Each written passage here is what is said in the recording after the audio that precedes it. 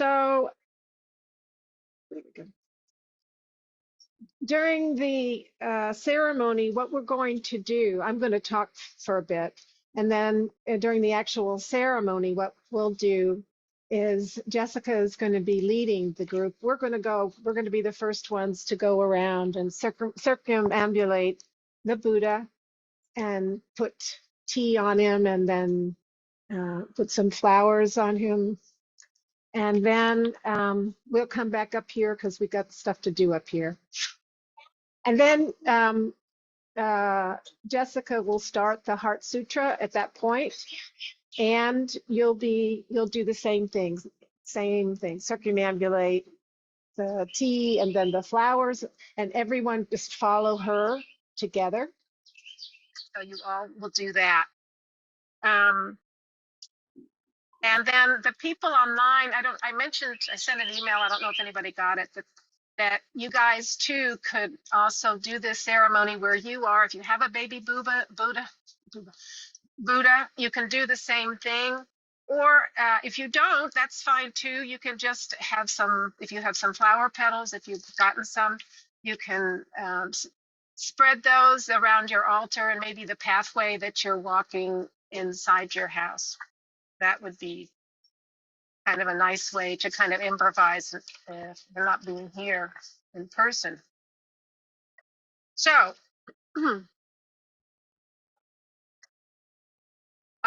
before we start, I would like to express endless gratitude to the Stone Creek Zen Center for this talk, actually. I'm using their talk.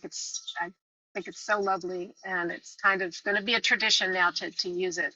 So anyway, we want to appreciate the fact that they came up with all the words. They're so nice.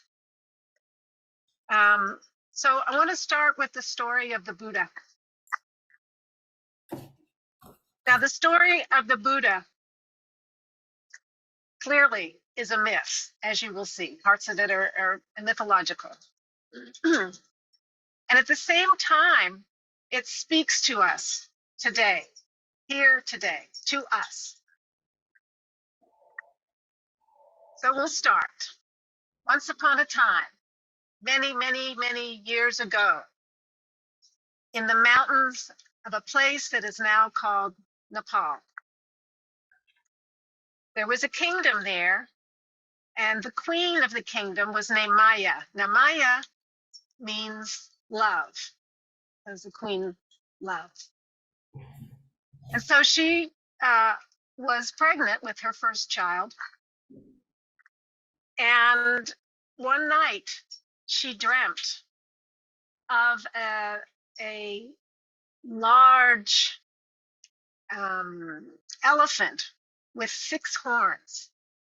And the elephant approached her and then came into her.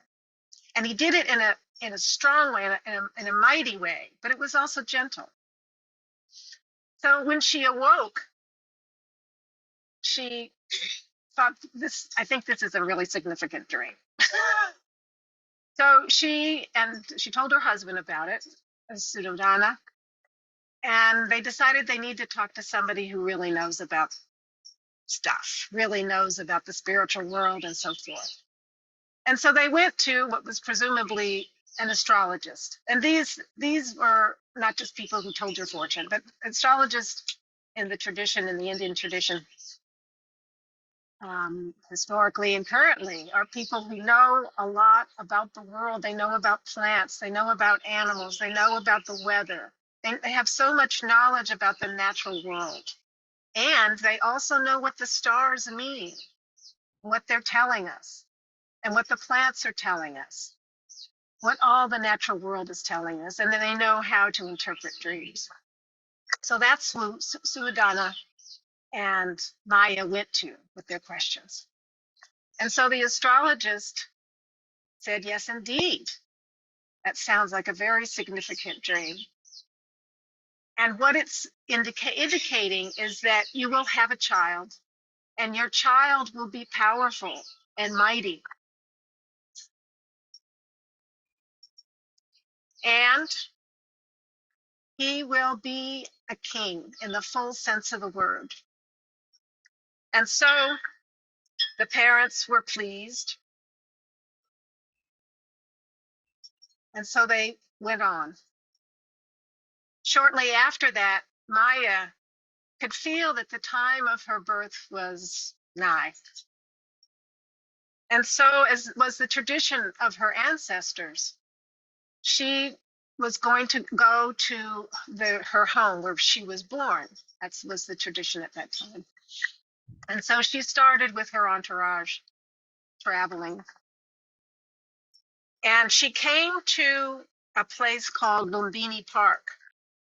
It was beautiful gardens, a beautiful park with beautiful gardens and trees and flowers. And they stopped there. And as she walked through the park, this is where the mythology really creeps in. The tree or the animals, there were all sorts of animals there. There were cows, there were all sorts of creatures, the squirrels or what have you. I don't know if they have squirrels in India. But they stopped and they watched her as she was crossing, as she was walking across the park. And then they drew near to her. They approached her as if to kind of protect her.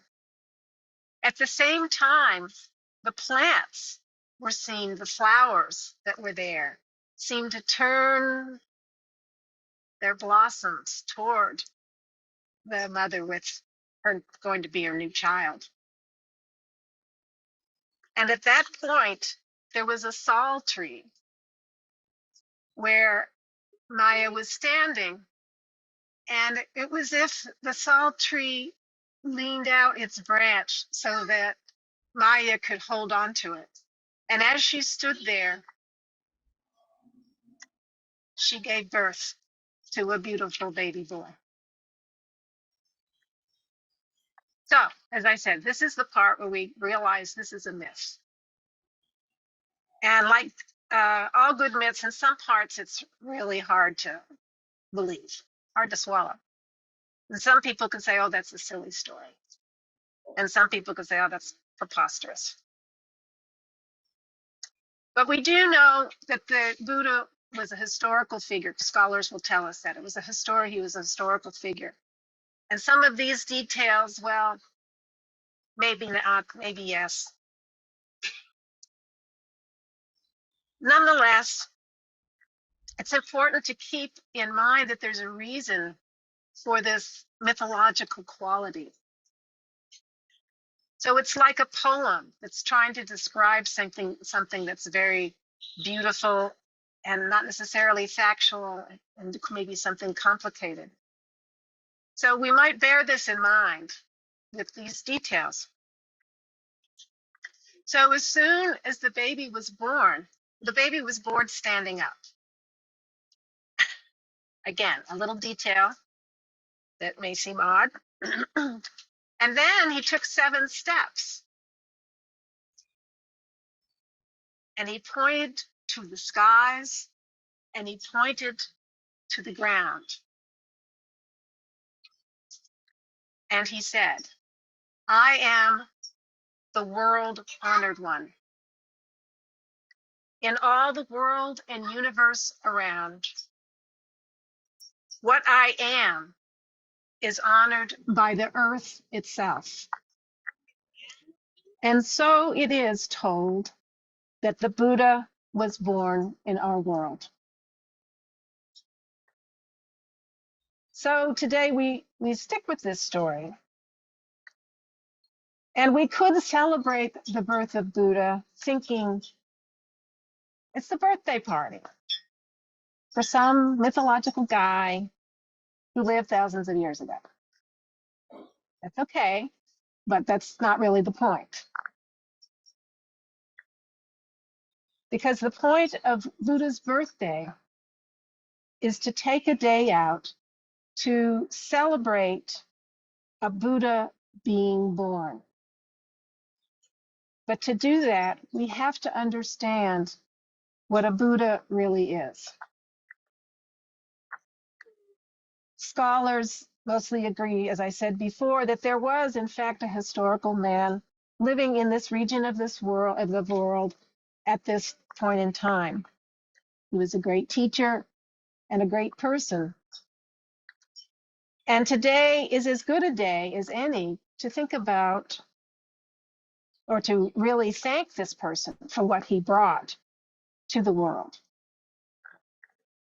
But today, of all days, is a good day to really think about what a Buddha is.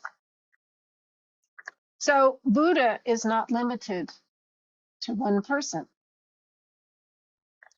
What Buddha really is a moment whenever great wisdom and compassion come together in this world in thought, word, or deed. A moment of selfless generosity that helps to free up the world. That is what a Buddha is. So from that standpoint, we can all be Buddhas. Buddha is showing up in this world. It's when any of us or anyone in the world suddenly remembers how precious we are and how important all the beings and things around us are, and how we are all so closely connected, and how we act, speak, or even think from this place. Do you know these moments? Have you seen them? I saw it not that long ago.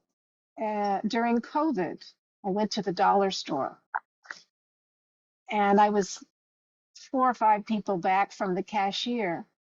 And a man at the front of the line, or actually he was in front of me, and there was a woman, obviously, she didn't look like she had much money to buy things.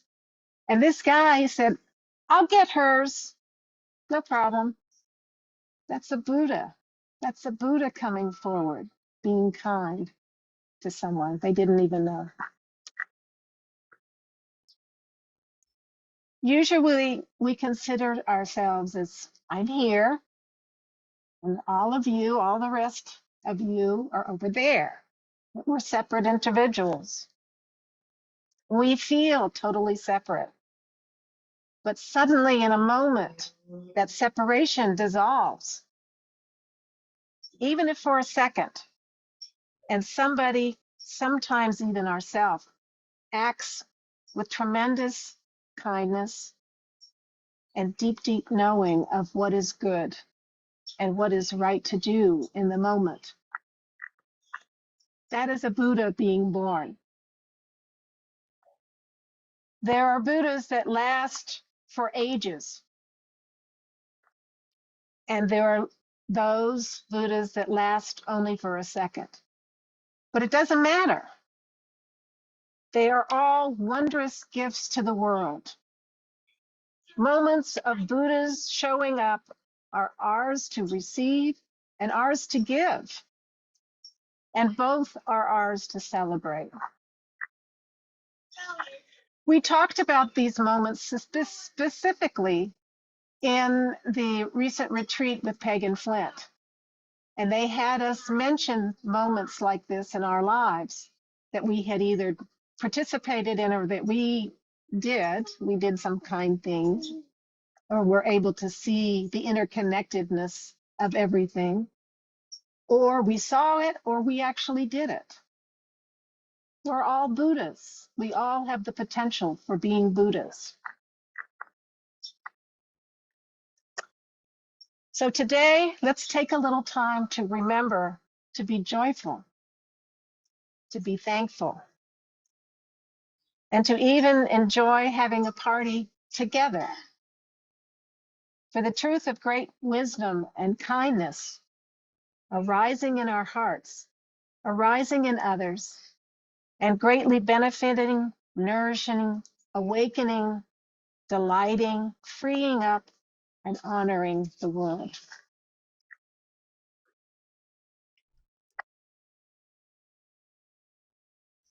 So now I'd like to read a poem. This poem comes from a Sangha member of the Stone Creek Zen Center. And the person, his name, I believe, is Corinne. And hence the name of the poem is Corinne's poem. When the Buddha is born, when the Buddha awakens, the Buddha is born with everything and awakens with everything. When the Buddha takes 7 steps, he traverses the entire universe. He walks to the very center of how we happen with everything. The central pivot where things turn us and we turn things. When the Buddha points up to the sky and down to the earth, he embraces the entire universe. He embraces earth, he embraces sky. When the Buddha says, I alone am the world honored one, this is the lion's roar. This is a baby crying. This is our crying.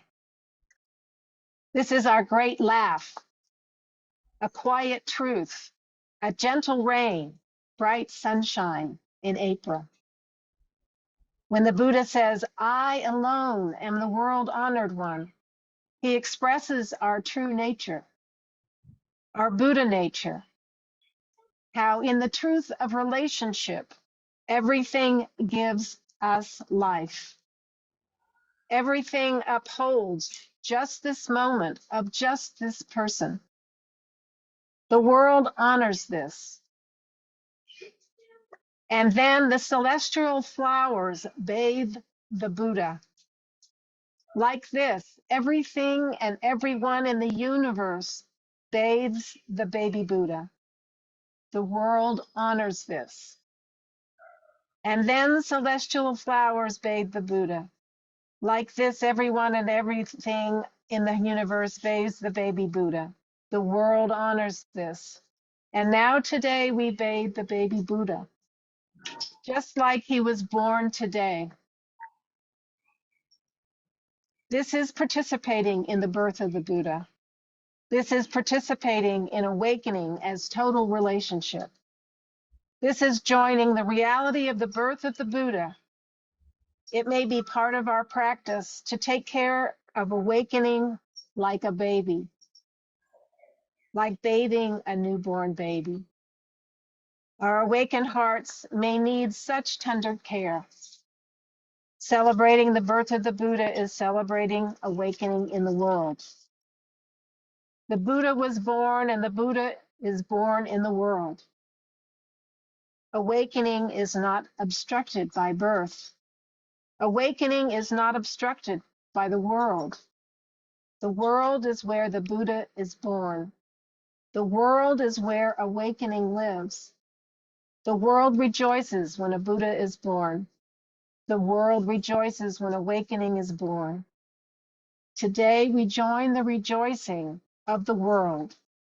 The rejoicing of the world manifests through our taking up a ladle and pouring tea. We hold a ladle of joy, and awakening pours tea over the baby Buddha.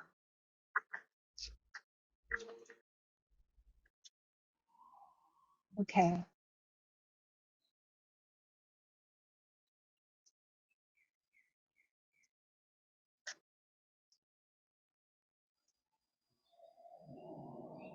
All right. So, Anne, I wonder if you would have to speak more loud.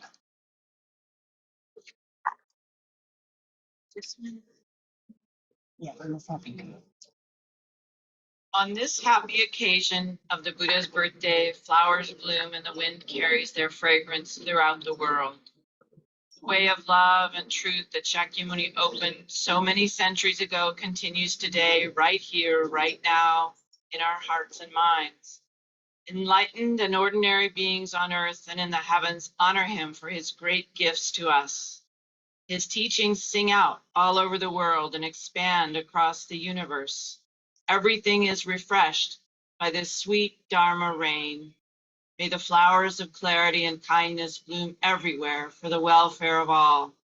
May the fragrance of his life forever pervade this world, and may the compassionate light of his teaching shine endlessly and contribute to the peace and harmony of all beings.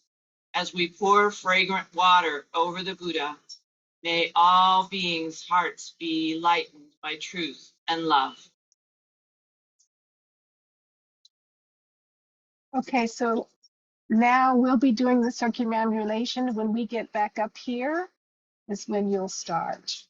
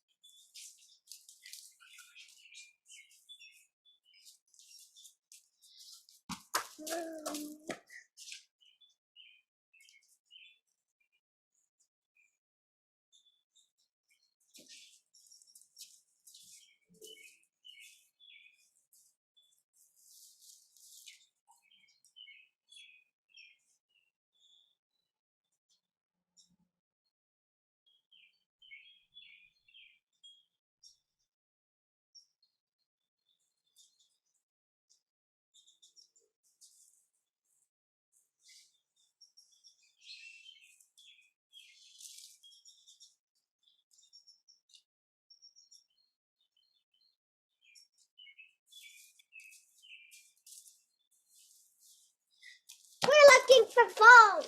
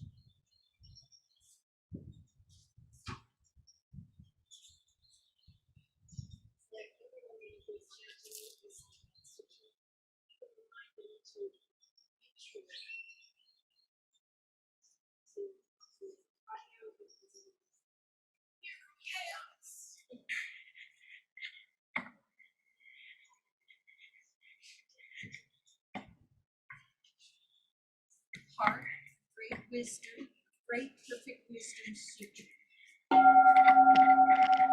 Avalokiteshvara Bodhisattva, when deeply practicing Prajnaparamita, clearly saw that all five aggregates are empty, and thus no suffering. Shariputra, form does not differ from emptiness. Emptiness does not differ from form. Form itself is emptiness. Emptiness itself form. Sensations, perceptions, formations, and consciousness are also like this. Shariputra, all dharmas are marked by emptiness. They neither rise nor cease, are neither defiled nor pure, increase nor decrease. Therefore, of emptiness there is no form, no sensation, no perception, no formation, no consciousness, no eyes, no ears, no nose, no tongue, no body, no mind, no sight, no sound, no smell, no taste, no touch, no object of mind, no realm of sight, no realm of mind consciousness. There is neither ignorance nor extinction, neither old age of death, nor extinction of old age and death. No suffering, no cause, no cessation, no path, no knowledge, and no attainment. Nothing to attain, only Sattva relies on Prajnaparamita, and thus mind is without hindrance. Without hindrance, there is no fear. Far beyond all eternal views, one realizes nirvana. All views of past, present, and future rely on Prajnaparamita. They are not attained but surpassed, complete, perfect, therefore know the Prajnaparamita as the great miraculous mantra, the great bright mantra, the supreme mantra, the powerful mantra, which removes all suffering and destroys not cause.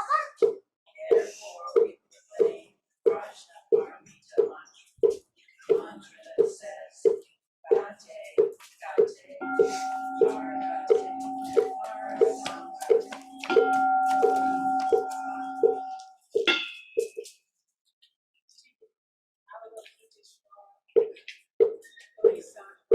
The teacher practicing Prajnaparamita clearly saw that all five aggregates were empty, thus relieved all suffering. Shariputra, form does not differ from emptiness. Emptiness does not differ from form. Form itself is emptiness. Emptiness itself form. Sensations, perceptions, formations, and consciousness are also lifeless. Shariputra, all dharmas are marked by emptiness. They neither arise nor cease, are neither defiled nor pure, neither increase nor decrease. Therefore, given emptiness, there is no form, no sensation, no perception, no formation, no consciousness, no eyes, ears, nose, tongue, no body, no mind, no sight, no sound, no smell, no taste, no touch, no object of mind, no realm of sight, no realm of mind consciousness. There is neither ignorance nor extinction of ignorance, neither old age or death, nor extinction of old age or death. Suffering, cause, cessation, no path, no knowledge, and no attainment. Nothing to attain, only Sattva relies on Prajnaparamita. Thus the mind is without hindrance. Without hindrance, there is no fear. Far beyond all eternal views, one realizes nirvana. All Buddhas of past, present, and future rely on Prajnaparamita, and thereby attain unsurpassed, complete, perfect enlightenment. Therefore, know Prajnaparamita is the great miraculous mantra, the great bright mantra, the supreme mantra, which knows all suffering is truly flawless. Therefore, we proclaim Prajnaparamita mantra, the mantra that says, Gate, Gate, Paragate, Parasamgate.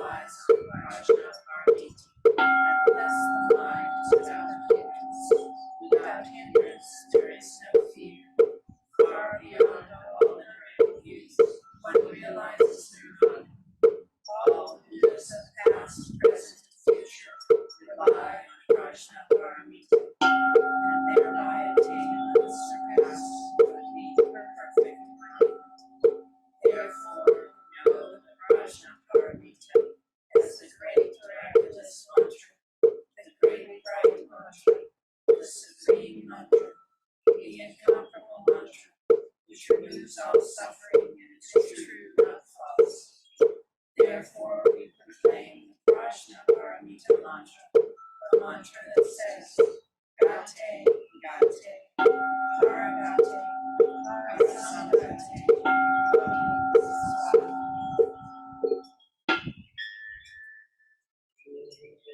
We offer the merit of our practice for the welfare of all beings everywhere. May all be relieved of suffering, fear, longing, aversion, and ignorance. And may we, together with all beings, realize the awakening. Today we celebrate the anniversary of the birth of Shakyamuni Buddha, our original teacher. Respectfully, we have flowers and worship the Buddha with sweet love. The assembly is chanting the Heart Sutra with one voice, gratitude for his wisdom. The well springs of our lives, the original source of the pure Dharma world. Shakyamuni opened a way for us to live, carrying this true Dharma in forward. We humbly aspire to practice the perfections of generosity, ethics, patience, effort, awakening, and wisdom. May we realize them in wisdom and kind actions, together with all beings.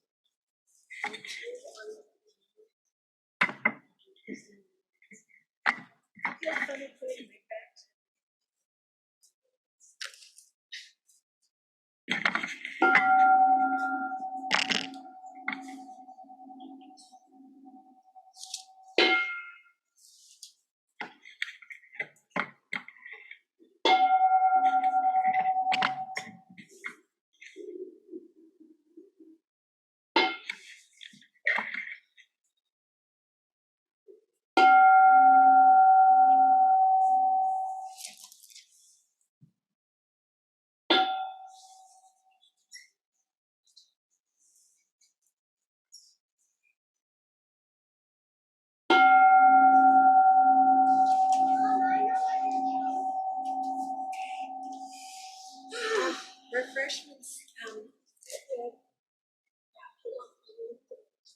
Bring them out here. Yeah. So, okay. And I want to say, you guys can see me, but thank you so much for participating in this ceremony. And we're so happy that you could be here today. Yeah. So Thank you, Lori. It was beautiful. Terry. Okay, well, have a wonderful celebration and a wonderful afternoon, and we'll see you the next time. Thank you so much. Bye. Remember, you're a Buddha. Indeed.